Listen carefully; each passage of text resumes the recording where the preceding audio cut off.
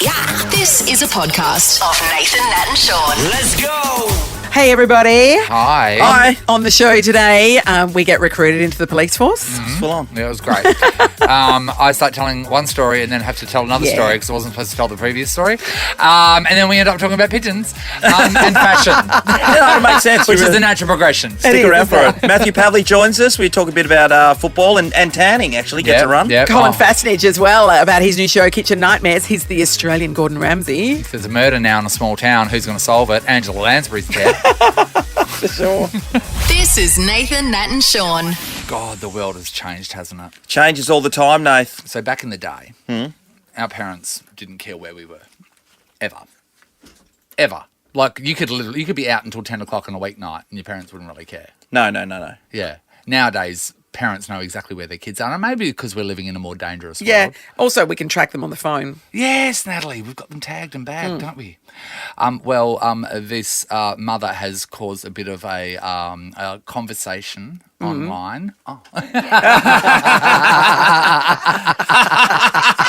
That is hilarious. Nobody else knows why we're laughing. Can't we tell them? It's a good reason. We were going to talk about this later. We're going to talk about this later. So We had a long conversation about what we're going to talk about now. And it definitely wasn't this. I was concentrating too much on what prize we're about to give away. Which we discussed as I guess well. we'll just roll with it. Oh, sure. Should I just... No, we can change that. Should we just change? Yes, absolutely. All right, Amy's giving it the go-ahead. So Ignore everything he just said. He's not wrong about any of that. No, you're going to hear it again, though, around 7. Okay? Because I've been here, I was going through my notes trying to find the story, and then I was like, why can't I find what we were? Which one are you going to talk about now? Pigeons. Perfect transition. Pigeons. They're a great bird. Sorry, did you see the look on our faces? 'Cause I was trying to... And then I was like, why are you smiling at me so much? and then I realised... Because we thought somehow you've got to get this to pigeons. and you weren't joining in. And I was like, why? Where's the contribution? And I never felt so alone. Because we were ready to talk about pigeons.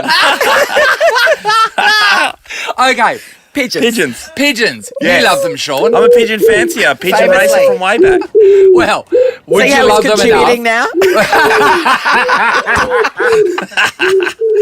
now? Would you love them enough to carry one around as a fashion accessory? An actual pigeon. Oh, an actual pigeon. Oh, I wouldn't denigrate them in that way. They're too beautiful to So me. just to be a able pigeon to... on your shoulder, like you're. Oh, I can do that. A pigeon on the shoulder. Yes. That will work for me. The latest fashion accessory, which has sold out, by the way, has been made by British label J.W. Anderson, and it is a 3D printed out realistic pigeon-sized pigeon, which is a clutch.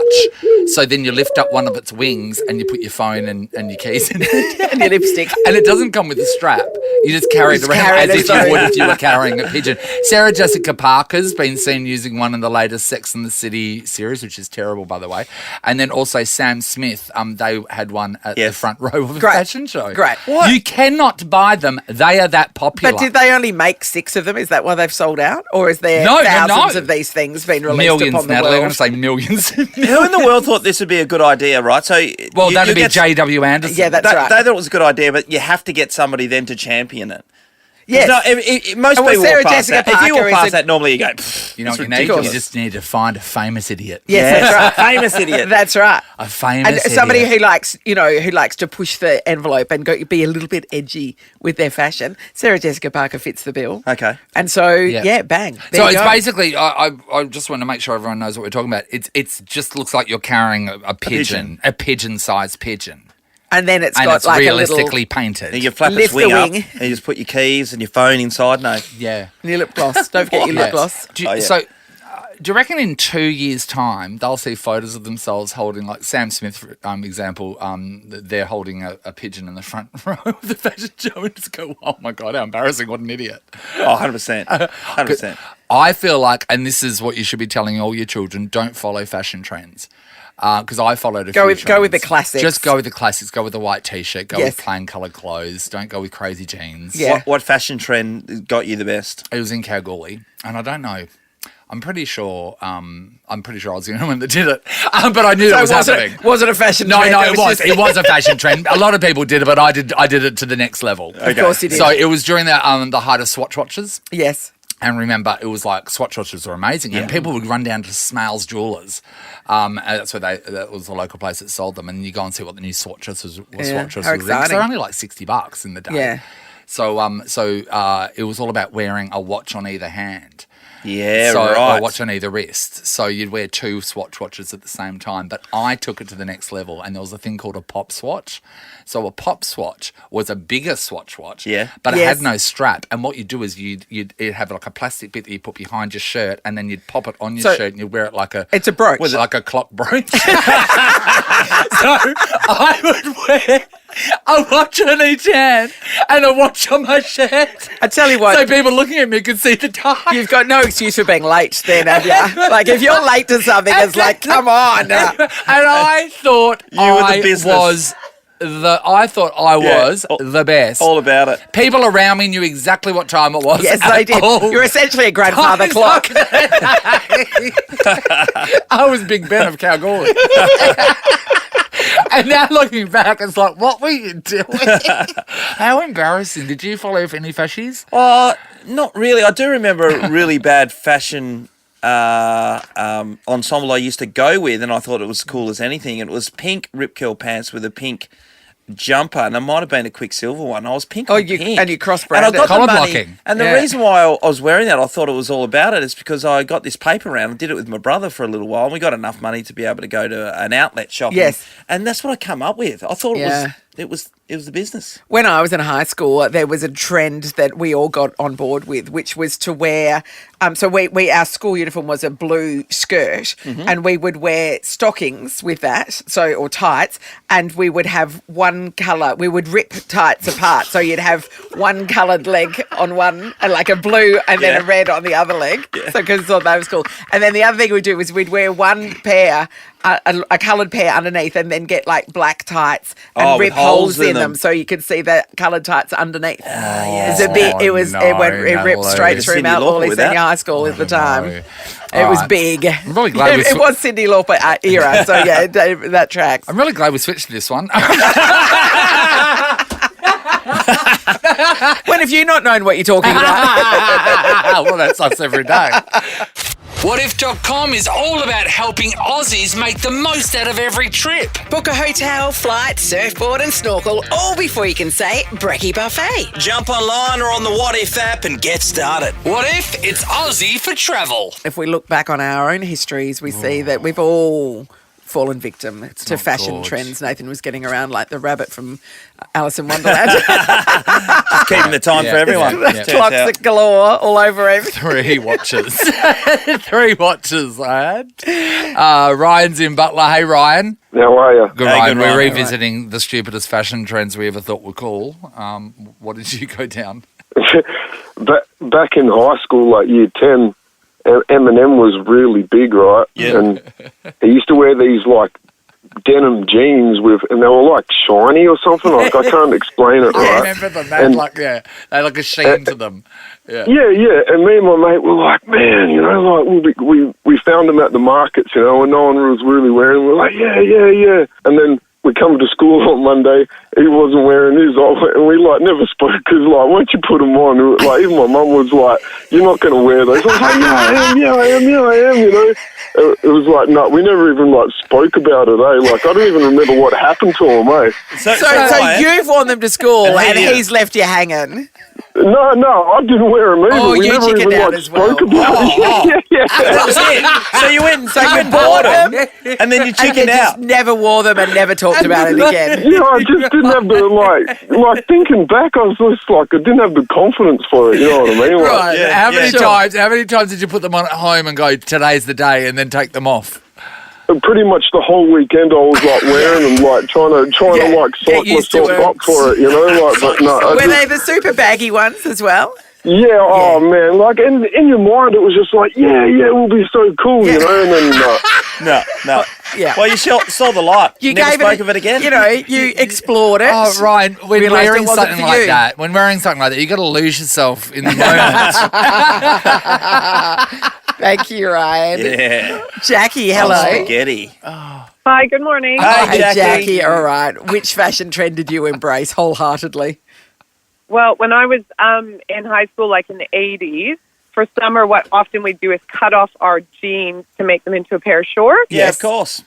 And so what I did with the bit from like the knees to the ankles, I thought I was starting a new trend calling them cutoffs, and I would wear them on my arms. Warmers I'd of the put leg. them on my arms, or I'd wear like a different pair of shorts and then put them on my legs, and they'd sort of stick to my thighs and then kind of go down from there. And my parents thought I was nuts, and I was like, no, this is going to be the newest thing is cut off. So no one else was doing this. You thought you would be the trendsetter in this Jackie. department, Jackie. I totally did this. My sister was horrified. She was so embarrassed. I'd wear this to school, and I'd be like, no, people need to jump on board this trend. Yes. But nobody Did anyone? How did you No, know? no. So, Get anyone, Jackie? No, absolutely no one. she tried everything. She's like, what else can I do with the end of these jeans? You tie it What can around I your do hair. with these jean legs? Headband. I was trying to recycle, reduce, reuse. Yes, yeah, it you're didn't ahead work. of your time. You're a fashion visionary, Jackie. Just nobody else got the vision. I bet you any unfortunately. money, that would fly today. Yeah, it would. It would. Yeah, That would you fly see some today, of the stuff for sale on Jackie. ASOS, 100%. Thanks, Jackie. Sharon, hello. Good morning. Hey, Sound Sharon. like a fashionista, Sharon. Tell us, what did you get into? Well, I'm an 80s girl as well. So back in the 80s, my girlfriend and I, this was before IDs, we used to go to the Red Parrot nightclub a lot. Yes. So we were we were mad on it. I'm a member Where was of that? the club Where was and that, everything. by the way? Anyone? Corner of Rose Street and we're just down from... I'll say I don't Northbridge, know. so... Yeah, it's in Yeah, Northbridge, Northbridge yeah. somewhere, yeah. Anyway, so it was all underground, mods, punks, skinheads, all that kind of stuff. It there. sounds like it's going to be gay people and pirates, to be Yes, honest, it Red Parrot. Yeah, keep going. So we saw this movie when we were like teenagers called Times Square with Tim Curry, and it became a bit of a cult movie. But I think we were the only ones in the cult. The cult movie, you're the only ones in it. Okay. Because the girls in the movie, they wore, they were like retrobates, and they sort of, and they done themselves up, and they wore like these black sacks with belts, and then they blackened out their eyes with paint, kind of like Ninja Turtle style. And we thought that was the coolest trend, so we decided we'd cut up the black garbage bags and wear them as dresses and blackened our eyes out and went to nightclubbing. We've got a photo of Yes. it. You must have looked like an idiot. So, yeah, it looks like they've got painted on glasses on it. Like a rudimentary, like Batman and Robin, like the Robin mask. Yes. Yeah, but we had our hair mohawk style. Oh, well, I mean, that would look better. It looks so good. We thought so, no one else did. I'm surprised we weren't kicked out. Sharon, how long did you roll with this look for? Yeah. Just the one night. Yeah. When That it looks- didn't, oh, it didn't one take night, off, winner. and we weren't picking up any boys with the look. It's weird. Hard to believe. I know, I didn't get it myself. Yeah, But at the end of the girls night- in the shell necklaces for sure. Yeah. At the end of the night, she was picked up and put into the solo bin. I woke up next to a homeless person. Sharon, thank you. Thank you for the image. It's extraordinary. The Nathan, Nat and Sean podcast. Here at Nova, we're always looking for alternate career pathways just in We are. case. We are. We don't want to get too comfortable. And therefore, at the moment, we have Superintendent Kate Vivian, the principal of the WA Police Academy, and Garth Allen, the capability advisor for the physical training unit in the house, recruiting us to be police officers. Am I right, Kate? Yes, good morning. Would Hi. we make... I mean, you've seen us. We'd obviously make great candidates, right? Obviously, yes, obviously. So, Kate, you've met Nathan before. Nathan was just off mic for a sec because he's loaded up in the police kit. He's got the body armour on. He looks ready to go. Can I just say, how do you run in this? How do you catch anyone? This is heavy, Sean. This is like Well, how does this weigh? How much does this weigh? This whole get-up? A couple of kilos. Couple of kilos. Mate, don't go and buy mandarins without weighing it. This is like, it's heavy. So, guys, you is put heavy. people through the courses wearing all this stuff. So We do, Yeah. but we don't throw the armour straight on to the recruits the moment they're inducted. You build up to it. Yeah, Oh, I we got a certainly, taser. Yeah, build the loading. Yes. It's not real, Nathan. Oh, damn. you don't trust him either. Sean, you're about to have to I knew it was coming my way. tasered you right in the head. All right, so on these vests, what have we got on these? Yep, so you got your handcuffs. Yeah. And you've got your firearms rounds, ammunition rounds. Yep. You've got your baton. Yep. What else have you got behind there? Yep. What You've else? got your Just a first bum aid bag. kit. First aid kit. Yeah. And just some other stuff. Some bits and pieces, a Bits and pocket pieces, knife, yeah, and your keys. And it depends as well what you want to carry. If you want to carry some extra bits and pieces. around Oh, the Nathan, waist. you'd like to add a few bits and pieces to that. Oh, Sure. I don't like going anywhere without my cup of tea and my iPad. Yeah, that's true. Maybe a cup holder. Does he have pepper spray in there? Yes, he does. You have Yes, pepper he spray as certainly well. does. There we Nathan go. loves There you go. pepper. Pepper spray, You is that love one pepper. working too or not? Yeah. No. It's full of water. Ah, you got me. There's a reason that they don't. We've been to the police academy. Yes, we have. And we did a whole thing through Scenario Village, which is amazing. I don't know whether people know what it is, but it's a fake village and there's like a chemist and everything like that. And there's all these buildings and you do training there. It's actually, it was fun for us because we have no skin in the game. But that's a really important thing, isn't it, for training purposes? Yeah, absolutely. And it provides, when we bring some actors in, and it provides a really realistic opportunity for the recruits to deal with the public and perhaps some vulnerable people and some challenges that they may have. Well, let's ask Garth. I wanted to know about the physical Requirements to be able to be a police officer these days, and I wonder if it's. I mean, because we're on a recruiting drive, have they dropped it all from when it was, 10 years ago, 20 years ago? Yeah, the standards were recently lowered. The big question we get asked is how fit do we need to be to get into the police force? The answer to that is fit enough to pass the physical performance evaluation. So what do you have to do? What does that mean? So the PPE comprises 6 test protocols. Yes. And we test those key critical components of physical fitness, such as cardiovascular endurance. Yeah, so So you what have is to that? go for a Is that a run. beep test, a yo-yo Yep. test? So What we is have it? the beep test. We have the 10 push-ups. We do the sit-up. 10 10 push-ups. In a row, Nathan, in a row. in one go. In one go with correct technique. So 10 push-ups on toes, on presumably toes. not knees. Correct. We do the- 10 sit-ups. One sit-up. One sit-up? One sit-up. Oh. Yep. We do the 35-kilo bag lift and carry. Okay. Oh, yes, of course. And yep. we have the agility test as well. Makes up the 6. I So think I can agility get test. in. What does the think agility you can test too. mean? What do you have to be able to So bend run over through- into it? Run through a grid of markers. Okay. Weaving, moving, Right. changing direction at speed as effectively. Okay. Yep. Yeah, okay.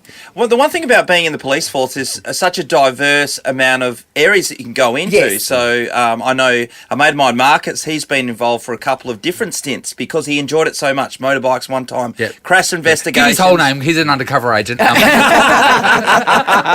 But it's so diverse, the different roles he can do and apply Yeah, for jobs yeah. within the police force continually, Kate. So Yeah, do you absolutely. choose like at uni where you want to go in the academy, or does that happen once you come out of the academy? Yeah, so you'll do 6 months in the academy. Yeah. And then after that, you're on probation for a year and a half. And Yeah. they're pretty generic, standard roles that you go to in police stations. And then after that, probably within the first 5 years, you'll figure out, like I said, the diversity, Sean. of path where you can might wanna go. Yeah, absolutely. Whether you want to become a detective, an investigator, whether you want to become a forensic specialist, or whether you Yeah. want to go into our specialist units. Now, yeah. one thing that we always wanted to be included in, that was the Jump Street program, as we know, 21 Jump Street, when you're Yep. put into a high Yep. school as a high school kid, because Yeah. We'd fit in. probably pass. I mean, I know you can't officially tell us if that's Yeah, running in the yeah, state yeah. at the moment, but just wink for us. Yeah. Does undercover work happen a lot here in WA? Maybe. It does. Yeah, it does. It does. I've got a very best friend who's been in it for a long, long time. Yeah. it's Because been I'm full wondering, on. like, when you're in the police force, so they look at someone and go, actually, you know what, you could pass as a bikie, or you look super young, or Yeah. you know, and then they sort of cast you in those roles. Yeah. Yeah. Is that the way it works? Sure. No, look, that's a very specific talent and very specific role that that our intelligence services work in. So during the academy, you're training, do you flag potential in different areas? So Nathan, you I'm go- just trying to get them graduated. I didn't know suddenly you saw a breakout star and someone you go, hey, big honchos, this you gotta wait for this person Jump to come Street up. program, Jump boom. Street program. I'm curious. We know what the physical requirements are, but there's a psych test as well. What sort of qualities are you looking for a police officer? Well, when you talk about our core values, they're duty, care, integrity and teamwork. So, and obviously we want to be safe with the community and make sure we're getting the right people out there with firearms and making some really great situational decisions. So someone, balanced and that's able to care for people in our community. Garth, over to you for a second. The TRG is one part, which is extreme physical fitness, I would have thought, psychology and dealing with some heavy situations. Do you train those guys, with those guys? Do you have any input? No, we don't. We work exclusively with recruits and cadets at the academy, but we certainly link in with some of those physical trainers that work with TRG and some of our specialist units. We assist in some of the pre-selection processes as well. Go out there and assist with dig protection, canine unit, do a little bit with TRG, but certainly working at the moment to see if we can do a little bit more and expand our scope a little bit. You seem like a really nice guy, Garth, but when you're training the Put a whistle in his cadets, hand, are you like fully screaming at them like we see in the movies? Well, luckily I'm not the one doing the training. Actually, Okay. I've got a team of 5 highly experienced and qualified trainers based at the academy, and they do all the heavy lifting and make me look good. So Are you being yelled at, or is it kind of like gentle coaching? I think there's a little bit of both, to be honest. I think we certainly set the standard and the precedent early in that section period of the course, and right through that critical training block within the first couple of months until they reach their operational status, and then we sort of taper things off a little bit there towards the back end of the program. And so they remember you as a nice guy. Got it. Yeah, and invariably the recruits are often deployed onto the drug and breath operations as well. It's common that I'll run into the odd one or two going through a booth bus. So we've got to make sure you keeping the hands clean and doing all the right things. Okay, my mate owns a restaurant, and I've seen it quite a lot. Is one of the perks getting discounts? Used to be. I don't know about now. Oh, really? Oh, so you can't walk into Macca's and get your free feed anymore? I don't know. It's been a while since I've been out there, Nat. So that they were very happy, Macca's, to have us wander in at 3 o'clock in the morning. But I don't know about that anymore. Absolutely. What about all the paperwork? See, that'd be the one thing that would bring me. That would be the end of you. Yeah. I know you should there should be like a nerd in each precinct. Yes, and that's their job. They just do that. Yeah, just do paperwork. Yeah, look, we certainly have progressed a lot in the digital space over since I was walking the beat. Absolutely. So and these days, we have a lot of tech on our phones. So they come in leaps and bounds digitally. Kate, how long have you been involved in? Sean, that's like asking a woman her age. No, obviously you started very, very young. That's fine.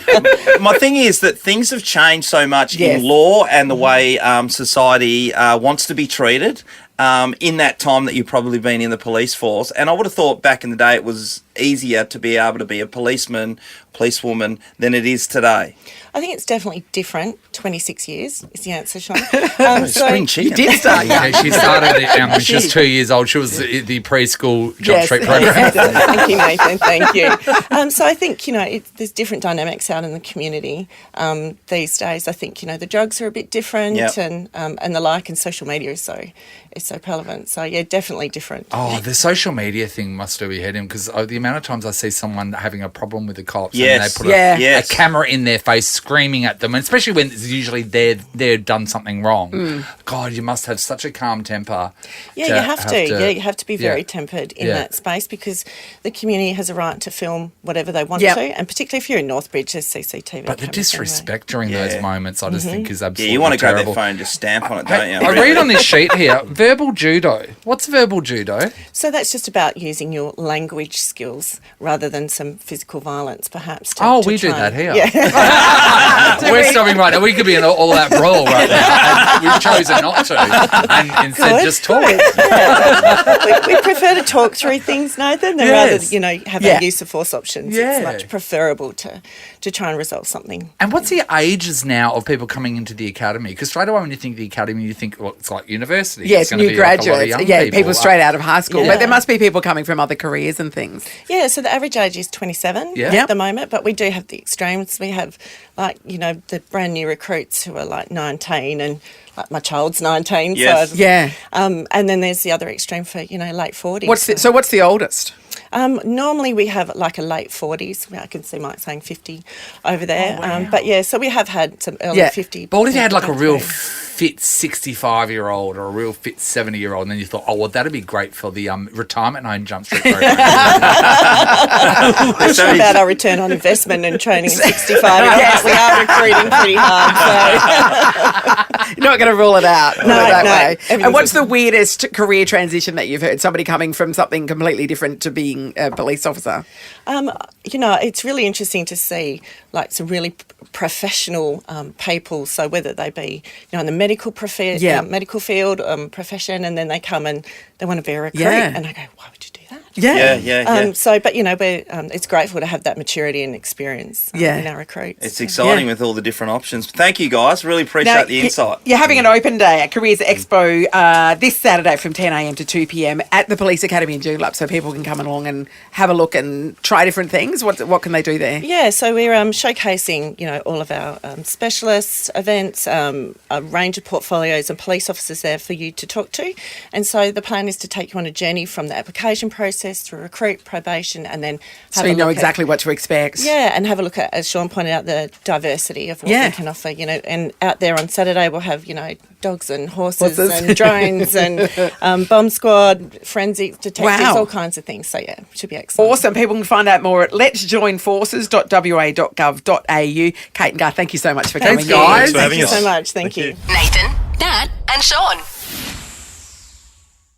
Well, we would see all over the news, and it's been going on for the last few days, actually, and also today's West Australian. It's 20 years since the Bali bombings, and 202 people lost their lives, 88 Australians in the bombings that took place at Paddy's Bar and the Sari Club. So you were there. You were there on a footy trip. Yeah, and I was actually... Like a lot of people were, actually. Yeah, it was just incredible. We were there with Melbourne Footy Club and Geelong at the same time. We all had done a week, and it got to the end of the week, which was the Saturday, and most of the team on all sides of our teams, they all flew off, and then there's the stragglers who stay behind, who, for me and a few other guys, we're just going to go. No surprises that was you. Yes, we're just going to hang out for a couple more days before we take off. A lot of footy trips happening at that time. Jessica Hardy, who was on Big Brother with me, her brother Billy went over there for his footy trip, and he unfortunately lost his life in the Bali bombings, and it was just absolutely devastating because I got to know Billy. I only knew him for a year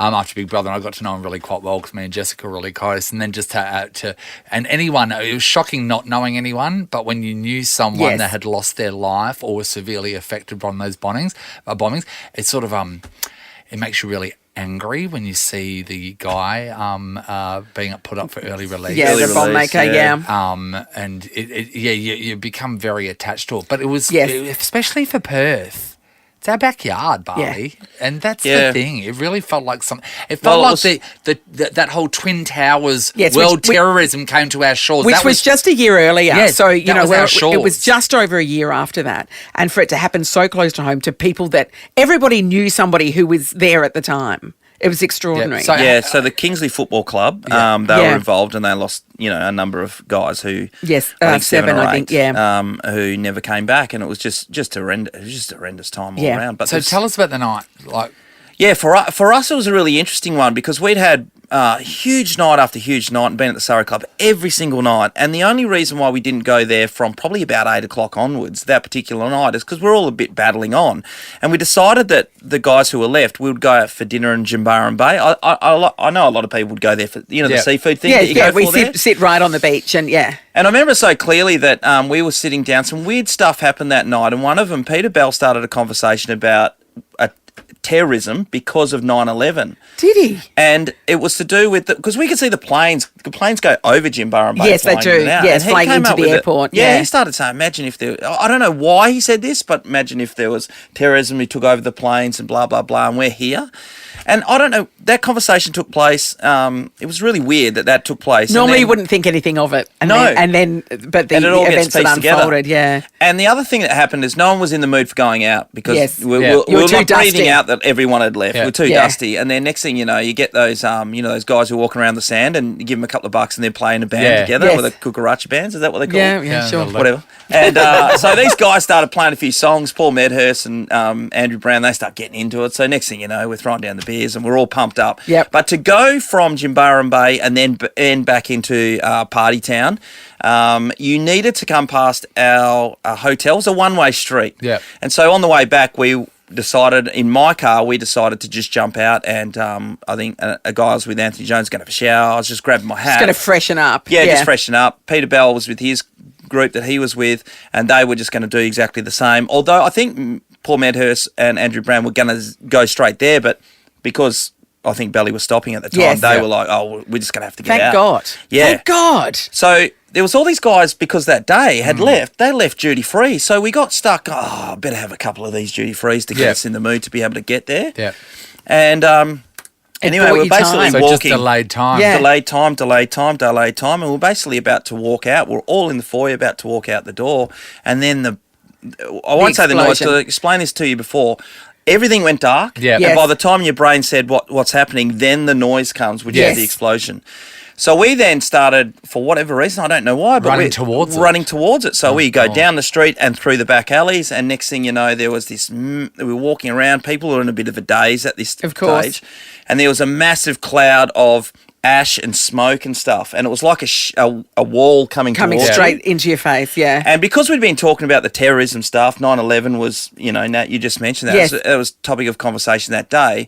I thought it was a chemical bomb, so I'm yelling out to, I remember Daniel Metropolis, and you don't necessarily know all these names, but Brendan Fuster, and I'm yelling out, run, run. So we started just hurling down the road, just back to where you come from. Yeah. Yeah, and we got to this corner, and we said to, and then we're all together, and the Balinese guys, some of the Balinese guys, no, what are you worried about? It's no problem at all. Don't worry about it. Yeah. And then someone turned up on the back of a moped, like I don't know how long later, seconds or whatever, and they said, are you guys all together? And we said, yes. And they said, don't go down there. People are blown up all over the place. Yeah. So we made that quick decision to run home and get on the phones and ring Just to home. make sure that they know you're okay. Yeah. So I firstly called Megan and I said, just letting you know I'm okay, and told her the quick story. And then I quickly rang my dad. Yeah. And I remember clearly I rang Dad and I'm like, Dad, I'm just ringing to let you know I'm okay. There's been some bombs go off. And he goes, are you having a good time? And I'm like, yeah, I'm just ringing. There's been big explosions and all that. Yeah. So you guys all together, so you've been out every night? Like this is, Henry just wants to know how much can fun you've had. I say, it was hard to grasp that stuff happening on our shores or near our neck of the world. And that's prevalent in you saying you ran towards an explosion. Now we're also conditioned. Yes. That if we know to get the hell out of there. So it was a different way of thinking. And it was and only when you're on holidays, your mindset is completely different. But it was only a year after. Like remember before 9/11, you could fly. You could fly with anything. Yes. Yep. You didn't have to get X-ray. Yeah, you could have. You can have real cutlery and a liter of water. And then suddenly the world changed after that, and Yeah. it was still just 12 months into getting used to what was going on. It was just a crazy. Yeah, time. it was a crazy time. And once we all got back to the hotel, and we're kind of just in our rooms and freaking out that all this had taken place. And the thing about Indonesia is they don't have any. When you're watching TV and or looking in the paper, there's nothing in English for you to understand. Yeah, we didn't understand. But the footage they're showing, they're not worried about. What they're showing. Oh, okay. I see what you're saying. There's no standards about what can be shown at what times, that sort of thing. So the stuff that it was really showing confronting. was unbelievable, Nat. And I can still see the people. I can hear the people screaming in the hospitals that they were showing. I can see the bodies. The front page of the paper the next day was just... And remember these boardies, Nathan. You remember these because you worked in a surf shop. But there was Quicksilver boardies that were dark blue on the bottom, and then there was either fluoro yellow around halfway or fluoro orange. I know exactly what you mean. And the front page of the paper was a pile-on of people that had been killed. Yeah. And there was a pair of those board shorts sitting on top of the pile. Yeah. It sits with me a lot in that, in thinking about those things, how scared we was through that period. Yes, and how it was really just a matter of time. Yeah. Just a matter of time for you. That normally you would have been there, and that's really hard to so I suppose comprehend, isn't it? It's just it's a day to reflect on all the people that have lost their lives and all the family members that are surviving. I read a story the other day about this his father who goes back there every year. Both of his he lost both of his daughters. Mm-hmm. Fiona Wood was trying to save them with skin grafts, and they were going to get skin grafts from their brothers, but then they've deemed that would be too dangerous for their for them. Yeah. So they she ended up losing her life, and then he goes back every year, and his wife she's never been back. Yeah. So some people make the pilgrimage every year and still feel very connected to it. Some people are off the place. Can't do it at all. Yeah. But yeah, it was. Crazy. So it's just a day to reflect on all the people that were affected and how life was affected from that day on. In a big way. Yeah. In a big way. You're listening to Nathan, Nat and Sean. The Australian version of Kitchen Nightmares kicks off on Channel 7 and the host is none other than Colin Fastnage, who joins us now. Colin, it's been way too long. Way too long. How are you? Oh, yeah, we're going beautifully over here. Hey, Colin, I've got to admit, right, so cooking shows, right, usually they're not my jam. And I have to tell you, I am addicted to your Kitchen Nightmares series. I downed 2 episodes yesterday, and I'm going to watch a third today. I mean, it is so good. I watched Mama Joe's Diner, and then I watched The Guru Life. Which is just insane. So people that don't really know what the show's about, Colin's going to come in and fix a restaurant, a failing restaurant, just terrible. Yeah, but I want to speak about a bigger question with it, Colin, and that is right. So when someone is that bad at cooking food, when they have got no clue where you have to replace the entire menu with your own creations, why? How are they going to survive once you're gone? Not even that. Should they even be in the industry in the first place? Because they can't make a meal. You don't realise what is out there. Like a lot of places are like this. And they're just, going about the day-to-day business, giving out bad food, like poisonous food, because they're in a hole, It's pretty bad out there at the minute. Like, we've been through fires. We've been through floods. We've been through COVID. So to have a restaurant is the worst business in the world to have at the minute. Yeah, but I get that. But I'm saying... Should you be encouraging them? No, but I'm saying, like, if I'm, like, say I've come up with an amazing dish, right? Or like, people go, oh, Nathan, you're really great at this. I go, okay, wait there. I might entertain opening up a restaurant. These meals are terrible, and so they shouldn't be in the business at all. So how could they even? Should they even be in the food industry? Why are you saving them? Because they're getting your entire menu. Yeah, you're right. Actually, let's just not puzzled. do next year's show. Forget about it. Cancel. Oh no, please do. It's good to watch, but it's unbelievable.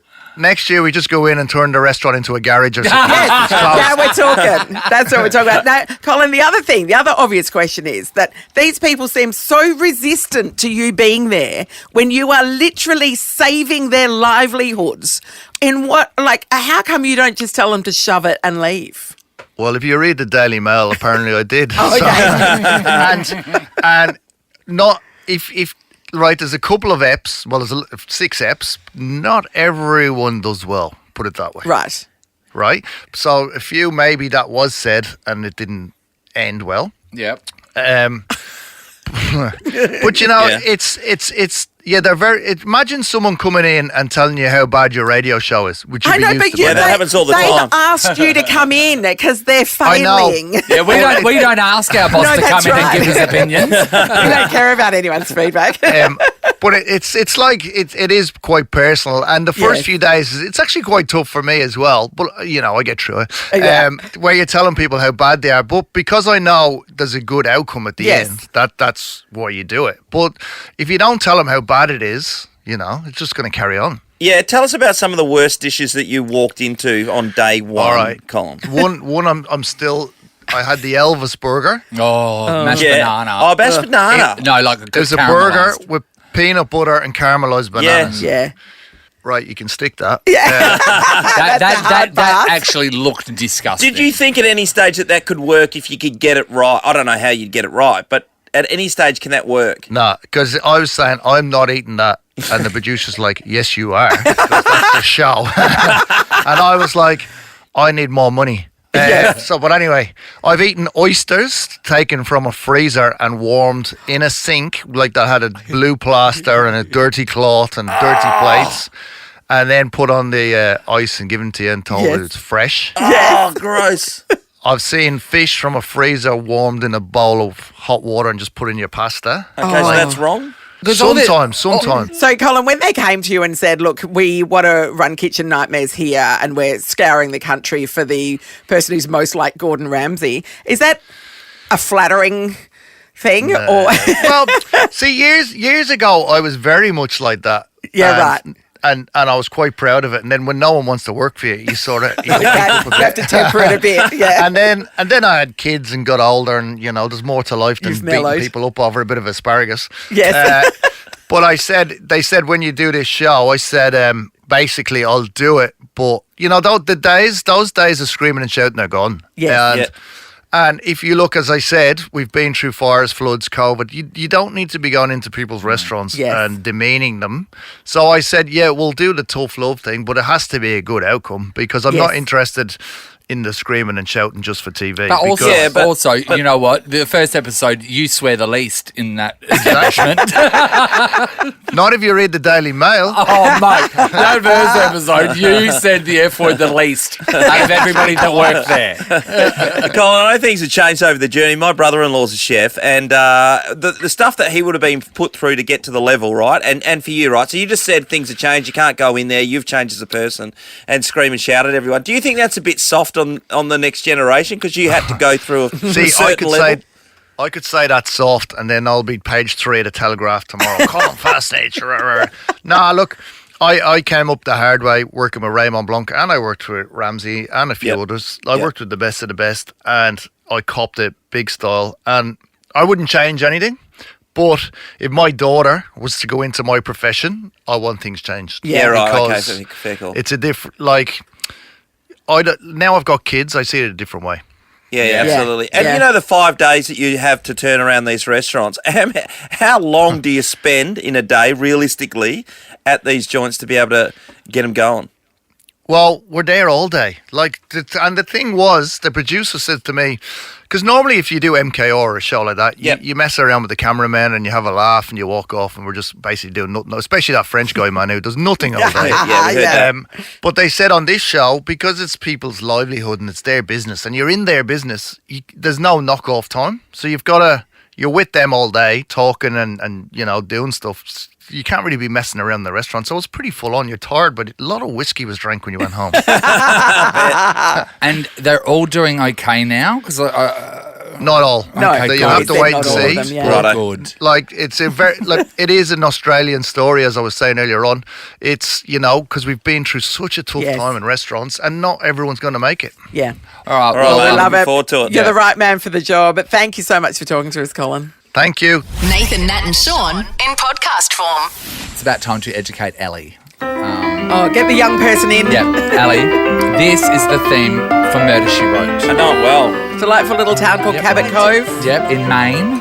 Angela Lansbury, who was the star of Murder, She Wrote, she played Jessica Fletcher. She just passed away peacefully at home.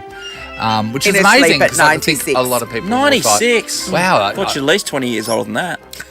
Sean, do you know Seems what? like she's been around for a long time. This is what it's about. Sean. If you don't know about it, right? If you don't know about Murder, She Wrote, the show revolves around the day-to-day life of Jessica Fletcher, a widowed and retired English teacher who becomes a successful mystery writer. Yes, she is. Despite her fame and fortune, Jessica remains a resident of Cabot Cove, a small coastal community in Maine, and maintains her links with all of her friends, never letting her success go to her head. She would never. Proves more perspective than the official investigators of a case, who are almost always willing to arrest the most likely suspect. But through her questioning, Jessica always gets to the real person that is the perpetrator of the crime. Amazing investigative skills. To us, it was appointment television. It was like the maths of the day. It was on, and you watched Murder, She Wrote, and you were engaged in it, and then you cared about her. You would she was talk amazing. about what Jessica Fletcher got up to, Ellie. She was such a kindly little old lady. Yeah, and she was always just so old. And even if you look at the opening credits now, she was always old. Always. Sean, when she first started in Murder, She Wrote, she was 41. Gee, she was an old 41. You know those people who've walked ran all the way? Just ran all the way. Back then, 41, they really settled into 41. 41, they'd given up. They were like, okay, no, well, I mean, I'm 1 foot in the nursing home. And nowadays, you look at Demi Moore and all that sort of stuff. And J-Lo. Yeah. This is a podcast of Nathan, Nat and Sean. If you tune into Channel 9 News, you'll be able to see the great man Matthew Pavlich do the sport. But if you're in Exmouth last week, you would see him in the flesh. In his boardies, the whole lot. Pav, good morning. Yeah, you would have seen me struggling to get up at the surf at Wabiri Beach as well, Shawnee. What a great place. I was pushing. Yeah, it's magnificent up there, and I tell you what, I'm as brown as a berry now, Shawnee Mac. No need for the solarium anymore, given how beautiful the weather was up there. But we were in the beach there plenty of times, up and through the national park. I was pushing Harper and our boys onto just multiple waves at Wabiri there. Beautiful little surf, isn't it? I know you know amazing, it very well. You head up there. So that was great to see, but I know that I'm a land animal. I can't really surf. I'm glad that I had other skills on the land as compared to being able to try to get up on a board. Now, I just want to jump back to the fact that you said that you're brown as a berry. Is it true? Now, this has been going, guys, for a long, long time. The rumours are out there. That when Pav used to live with Paul Harding, nickname Amigo, that they had a solarium in the house that Pav used to jump into before he'd come to training. Confirm or deny, Pav? 100% deny, because, I mean, the last name Pavlich, we all know, is Croatian, and the Mediterranean skin that I have is inherited from my family. It's got nothing to do with the bloody solarium. Now, I think the rumours started. So, my host family when I first came to Perth was, as you said, Paul and Lisa. Yeah. And Amigo, former Eagles ruckman, played at St Kilda and Hawthorn as well, who was our ruck coach at the time. He was browner than me. He had the darkest olive, he still has, the most olive skin you could ever imagine. And so when the two of us walked into training together after a week down at Meros, fishing down on the beach there where he has a holiday house, we looked like we could have potentially come straight from the Mediterranean ourselves. So... no, it's not true. Okay. So it's officially denied. He's putting it to bed. My friend Jay, she used to have a solarium at her house, and it was, remember that before you found out how awful dangerous they were for you. Oil up or put Did you ever go into one of those? Did you ever try one of those stand-up ones? I reckon I did. Yeah. So you go into a stand-up one. It was the most traumatic thing ever. So you strip down to your underwear, you put your arms up, and then just hot wind belts you. Now you know how rotisserie chickens feel. I always explained it as being in heaven and God's furious with you because it's just white light coming at you. Shorty, I remember the guys used to, some of the guys back in the day. Come on, name them. Name them. Well, I mean, I won't name them. I won't do that. But they had fair skin, let's put it that way. And they'd roll back in and they were just red. And you'd be like, what's and they went to a solarium. It'd be no good for you. And they'd call it the Bahamas. Oh, we've just been at the Bahamas. We've just been at the Bahamas. And they were just red. Like, there was so bad for you. It's really hard being Anglo-Saxon, let me tell you. Yeah, because, you'll go olive, we go like a terracotta, a really unhealthy terracotta. And then we peel and then we go back to being white. Now, we digress, though, Yes, I want to ask you about the trade stuff. Actually, we're just talking, mainly me and Natalie, about the fact that... Yeah, Nathan wasn't really joining in. I was throwing long-distance starts, actually. I was having a great time. There's some mad trading going on this year in particular, and I'm really I'm interested to hear your thoughts on salary dumping. It seems like Brodie Grundy has been made way for at Collingwood, apart from the fact that Fly doesn't value a ruckman, Craig McRae, in their team, but also, he signed a 7-year deal, it's a very expensive one, they moved him on, and also what's happened in the Gold Coast over the last couple of years. Yeah, so look, there's a systemic problem, I think. There's the system with regard to free agency, draft age, and therefore it forcing players or clubs to sign players for long-term deals. Yep. That's the main reason why we're seeing someone like Brodie Grundy or Jack Bowes, who went down to Geelong with pick 7, might add. That's just extraordinary. To dump to the last few years of his salary. So, look, it's a real concern, and my view for a long time has been we need to lift the draft age, one, to look after these young kids that are into the system so they're better prepared to excel once they get into the system, but two, bring free agency down because it stops these huge contracts. Look, any contract, in my opinion, longer than 5 years is just way too long. You de-incentivise players to really dig in and try hard and earn a better deal. They're almost better just to meander along and seek mediocrity over that period because they'll be moved on and they know they're getting paid. So, look, there's a systemic problem, I think, that the AFL, now they've signed their $4.5 billion right still, they can start to unpick some of this. And, unsavoury as it is, the Hawthorn scenario and lots of other scenarios that are playing out with regard to just how young these players are being drafted. I remember being 17, Shorty. You were 17 when you drafted. You aren't ready. Let's be honest. Yes, you might play a few games, but you really aren't ready to assimilate into an AFL environment and change your lifestyle. I think about, you look at your kids and think about all the people that you know who are aged between about 16 and 20 at the moment. It's just too early. So a bit of a problem for the AFL to solve for, but a huge day of trading to come today. I'm sure we'll talk about that as well. Now, Pav, when you were president of the AFL Players Association, wouldn't you have advocated for the players' rights to free agency and that sort of thing? Yeah, no, we did. Yeah, we brought free agency in. But what I'm saying is I actually think it should be earlier, because what happens is by waiting until a player, so free agency happens these days, or as a player's about to head into free agency, like Brodie Grundy did, they go, oh, geez, we better sign him up for a long-term deal. 7 years for a long term, because we'll lock him down before anyone gets the chance for free agency, because players have to wait. Unrestricted free agency and then restricted free agency. Yeah, what's that? It's 6 years or something, isn't it? Is it? Yeah, 7 and 10 is where it is, I think, off the top of my head. So it may have changed slightly. So you're saying reduce that time down so there'd be more free agency, essentially? Yeah, well, more movement, because what you're saying is players who are in contract, breaking contract, clubs who want to dump contracts, salary dump contracts, being able to move players. So if you actually lower the age or the time that a player's on a club, the tenure, then you do get an opportunity for more player movement. And, it's a restriction of trade. It always has been for a player. So, why should it be any different for a particular, a doctor, or not necessarily a doctor, but an accountant, a lawyer, someone who's working on the mines? They can change jobs whenever they like.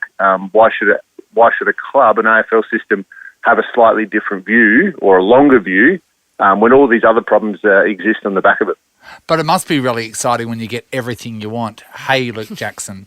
You know what I mean? Like you get to go where you want to go, you get all the money, it's just all laid out for you. And like that must be such an exciting thing during trade season for you to score. Look, they've had to give up a bit, mind you, for our 2 first-round draft. Yeah, but we're talking about Luke. We're not talking about Luke. As an individual, he's done all right. Compared to, say, Rory Laub, who says, I want to go, and they won't let him. Yeah, well, that's what happens when you sign a contract, Rory. So, look, there's lots of machinations. I think that one's probably going to get done today. It seems as though, Josh Dunkley going from the Bulldogs up to Brisbane, that freeing up a pick, but then the Bulldogs to give to Freo.